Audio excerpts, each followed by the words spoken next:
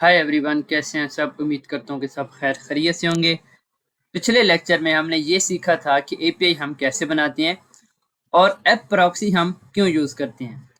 App proxy का main मकसद ये था कि जो हमारा बैकएंड का यूआरएल होता है वो हिडन होता है। इसलिए हिडन होता है, उसको हम टॉमल की फाइल में ऐड कर देते हैं। जो इसके नीचे हमने प्रॉक्सी बनाई थी, प्रीफिक्स बनाया था, सब पाथ बनाया था, उसको यूज़ करते हैं हम एक्सटेंशन के अंदर। अभी मैं क्या करता हूँ, जो हमने एपीआई बनाई थी कॉन्टैक्ट की, उसको यहाँ पे फैच करते हैं। उसका डेटा एक डिव के अंदर हम इंसर्ट कर देते हैं। तो यहाँ पे मैंने एक हेडिंग ऐड कर दिया, एपीआई डेटा। इससे ऊपर जो हमारे पास डेटा शो होगा वो मेटाफील्ड का होगा, इसी नीचे जो डेटा शो होगा वो एपीआई का, ताकि आपको दोनों डिफरेंस समझ आ जाएं कि एपीआई से अगर डेटा गेट करें तो वो कैसे हम शो करा सकते हैं, अगर आप मेटाफील्ड से डेटा गेट कर रहे हैं तो वो कैसे शो कराते हैं। अब मैं क्या करता हूँ, यहाँ से एक स्क्रिप्ट बना लेता हूँ और यहाँ एक डिव बनाते हैं जिसके अंदर हमने अपना डेटा ऐड करना है। डेटा हमारे पास तीन किस्म का होगा, नेम, फोन और मैसेज। यहाँ पे मैं क्या करता हूँ, क्लास बना देता हूँ, कस्टम ऐप डेटा। नीचे मैं एक स्क्रिप्ट ऐड कर लेता हूँ जिसके अंदर हम अपनी एपीआई रन करेंगे। एसिंक फंक्शन लिखते हैं हम,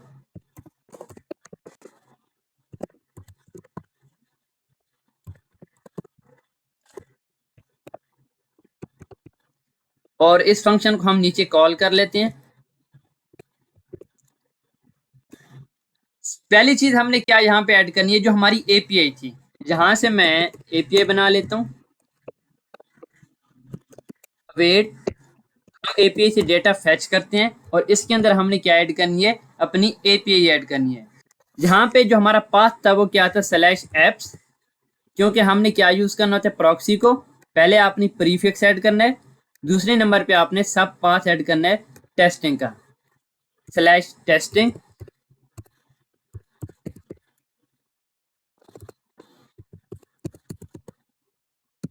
और लास्ट वन, हमारे पास जो एपीआई की फाइल थी उसका जो नेम था एपीआई डॉट कॉन्टैक्ट। तो आपने यहाँ पे सिंपल क्या लिखना है, कॉन्टैक्ट। इसको मैं डबल कोट्स में कर देता हूँ। ये हमारे पास एपीआई है, यहाँ से हमारा डेटा फैच होगा, एपीआई के अंदर हमारे पास स्टोर हो जाएगा।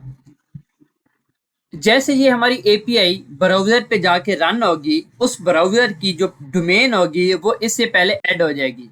इसके स्टार्ट पे हम अपनी डोमेन ऐड कर सकते हैं। जिस वेबसाइट पे जाके ये एपीआई रन होगी उससे पहले आप इसका क्या ऐड कर सकते हैं, shop.url। तो ऑटोमेटिकली हमें क्या मिल जाएगा, उस वेबसाइट का यूआरएल। आप ऐड करें या ना करें ये आपकी मर्जी। अगर आप ऐड नहीं करते, आप सिंपल ऐसे लिख देते हैं, ऑटोमेटिकली क्या होगा, इससे पहले हमारे पास जो भी डोमेन होगी वो ऐड हो जाएगी। एपीआई का हमने डेटा फैच करना है, जो डेटा हमारे पास होता है वो जेसन में होते हैं। मैं यहाँ से डेटा लिख लेता हूँ, अवेट फंक्शन लगाते हैं, एपीआई डॉट जेसन। तो यहाँ से हमें डेटा मिल गया जेसन का। इसके बाद हम क्या करते हैं, जिस डिव के अंदर हमने डेटा ऐड करना है उसको यहाँ से कॉल कर लेते हैं, एलिमेंट।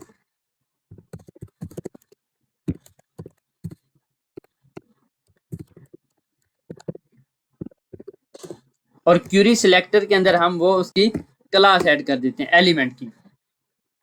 तो हमने एलिमेंट में क्या करना है, जो रेस्पॉन्स हमारे पास यहाँ पे डेटा के अंदर सेव है इस एलिमेंट के अंदर हमने ऐड करना है। तो एलिमेंट में कैसे ऐड करते हैं, element dot inner HTML.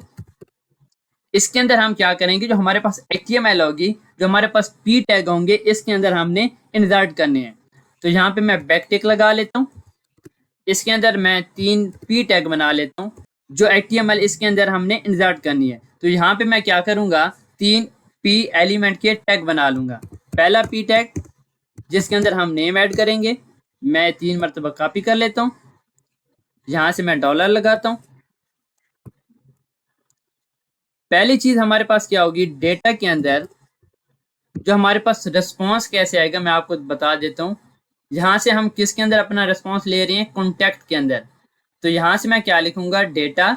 Data के अंदर हमारे पास होगा कॉन्टैक्ट, और कॉन्टैक्ट के अंदर हमारे पास होगा नेम। इसको मैं कॉपी कर लेता हूँ, नीचे मैं इसको ऐड कर लेता हूँ।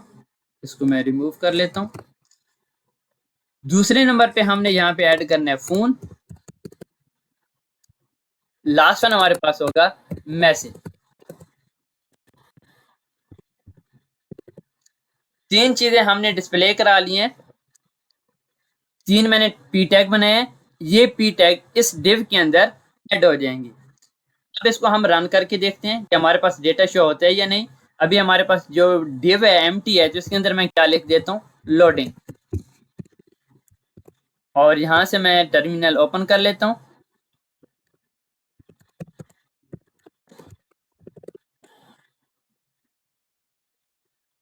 जैसे टर्मिनल ओपन होता है हम अपनी वेबसाइट को रिफ्रेश करते हैं। मैं यहाँ से अपना स्टोर ओपन कर लेता हूँ, जहाँ से हम अपनी ऐप भी ओपन कर लेते हैं और साथ में जो हमारे पास थीम था जिसके अंदर हमने अपना विजेट शो कराया था, जहाँ पे हमने डेटा शो कराया था, उसको भी हम ओपन कर लेते हैं। यहाँ से मैं वेबसाइट ओपन करता हूँ। मैं किसी प्रोडक्ट पे चला जाता हूँ और इस प्रोडक्ट पे शो नहीं हो रहा डेटा। दोबारा से ऐप देख लेते हैं।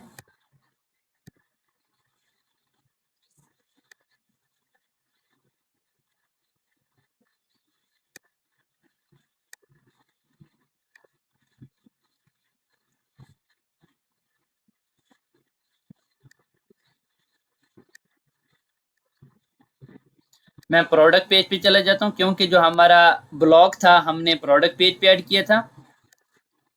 जहाँ से हमारे पास अभी ब्लॉक ऐड नहीं है, हम दोबारा से ब्लॉक ऐड कर लेते हैं। आवर टेस्टिंग ऐप, इसको मैं सेव करता हूँ और इसको हम करते हैं रिफ्रेश। तो एपीआई का डेटा हमारे पास भी आ चुका है। जो पहला डेटा है वो मेटाफील्ड से आया, जो दूसरा डेटा है वो एपीआई से आया। मैंने अभी आपको बताया था कि इससे पहले जो हमारे पास ये प्रॉक्सी होती है, इससे पहले हमारे पास डोमेन ऑटोमेटिकली ऐड हो जाती है। ये हमारे पास जो पाथ था हमारी एपीआई का, उससे पहले डोमेन कौन सी ऐड होगी। जैसे मैंने अभी वेबसाइट ओपन की अपनी ऐप डेवलपमेंट की, तो जो इसकी डोमेन है आप देख सकते हैं ऐप डेवलपमेंट की, तो ऑटोमेटिकली इससे पहले ऐड हो जाती है। इस डोमेन के रिलेटेड जो हमारे पास शॉप है, जो शॉप का यूआरएल है, इसके रिलेटेड जो भी डेटा डीबी के अंदर पड़ा होगा वो हमें शो हो जाएगा। जो भी हमारे पास डेटा होता है वो उसको हम जेसन की फॉर्म में डेटा के अंदर सेव करा के एचटीएमएल के अंदर हम उसको शो करा देते हैं। तो मैंने आपको यहाँ पे दो तरीके समझाए हैं कि आपने एपीआई रन कैसे करनी है। दूसरा मैंने आपको ये भी समझाया कि मेटाफील्ड के अंदर डेटा सेव करके उसको आप कैसे शो कराते हैं। अब आपके सामने दोनों चीजें यहाँ पे शो हो गई हैं।